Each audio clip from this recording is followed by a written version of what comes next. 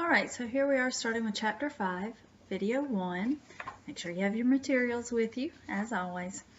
We left off talking about the French and Indian War, the effects of the Treaty of Paris of 1763. We had said that certainly it increases the British possessions, which increases how much it costs them to run the British Empire. It also greatly increased their debt. Pontiac's rebellion is going to cost them a pretty penny as well. And it's going to also make them concerned about any future engagements that the colonists might have against the Native Americans. And so the British Parliament is going to pass something called the Proclamation of 1763. And it drew a line pretty much down the Appalachian Mountains and said that the colonists needed to stay east of that line.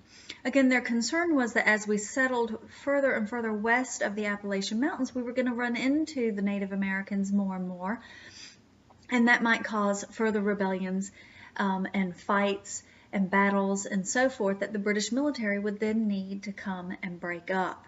And it would cost the British a lot of money that they just didn't have. Well, the colonists first of all, thought that the proclamation of 1763 was a violation of our colonial charters to tell us we couldn't cross into our land west of that particular line. And for the most part, we just ignored it and crossed over the line anyway. But it gets us to the point where we start looking at the events that lead us toward the Revolution.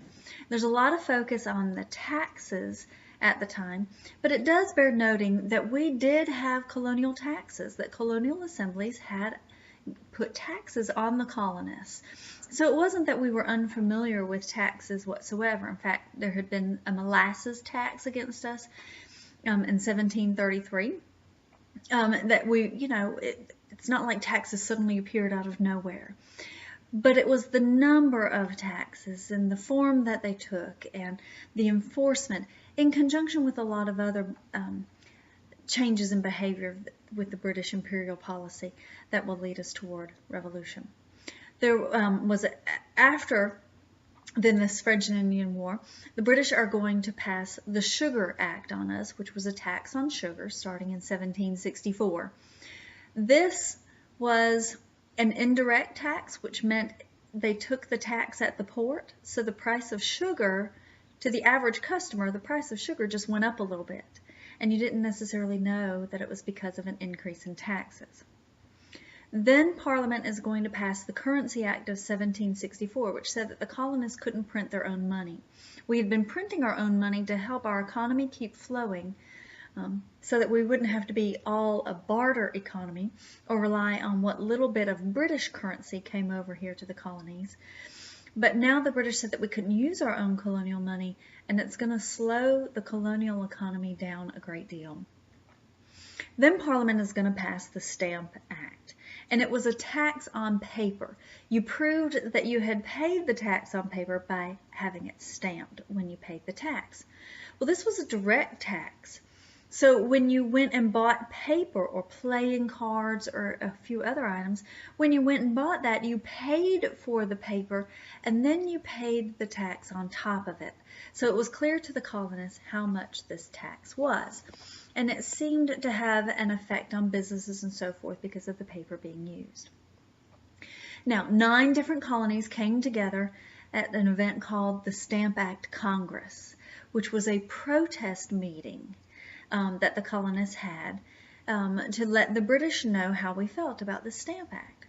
It's going to put Parliament in a really difficult position, however, because the number crunchers in England had already figured out that the cost of enforcing the Stamp Act was higher than the amount of money that they were getting from the tax.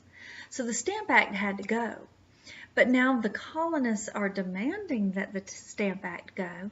The British didn't want to feel like they were getting rid of the Stamp Act because we had pitched a fit.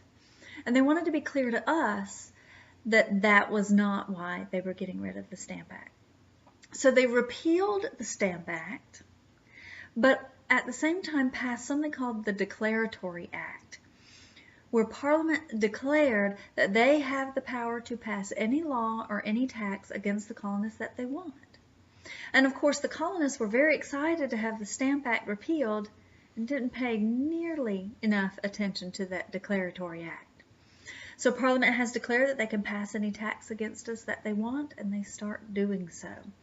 The next set of taxes were the Townshend Acts, which again is a set of taxes on a number of different items such as lead, glass, paint, paper, tea, and it was a number of different things this time, different products that were being taxed. Now there was a guy, a farmer in Pennsylvania, named John Dickinson, who wrote what's called Letters from a Farmer in Pennsylvania. And he is going to argue that Parliament does have the right to tax us for certain purposes, right? Particularly, to cover the cost of commerce. But he argues that Parliament does not have the right to tax us just to bring in revenue. So I mention this, it's a significant thing to note that the colonists really are intellectually approaching this whole taxation issue. It wasn't just a matter of us stamping our foot in a fit that we don't want to be taxed. Well, another event leading up to the Revolution is certainly going to be the Boston Massacre. The folks in Boston had decided to boycott British goods, and there were gangs who would kind of roam the streets making sure that people were following that boycott. Well, the British kept part of the army in the streets as well to monitor what was happening and to keep the peace. And on March 5th of 1770, some boys started throwing snowballs at these British troops, and the crowds grew, and the boys started to draw a lot of men to this as well. The snowballs started to have rocks in there. It was certainly elevating in the level of tension that was happening here. So it got more and more intense when suddenly a handful of the British soldiers are going to turn and fire into the crowd, killing 5, wounding about 8 others. Crispus Attucks goes down in history as the first to die in this conflict between the colonists and the British. And you can read more about Crispus Attucks if you like. But what's going to result out of this is the Townshend duties will be repealed except for one on tea. And I've included in your PowerPoint Paul Revere's drawing of the Boston Massacre. I know you can't see it very well here on the video, but you can certainly see it on the PowerPoint. Paul Revere was certainly involved in the conflict with the British long before the Midnight Ride of Paul Revere. He had a number of different jobs in Boston at the time and was well known for his political views against the British. And you can read more about Paul Revere. Paul Revere is much more of an early patriot than just him writing to warn about the British being on their way to Boston. He is much more of a protester than that.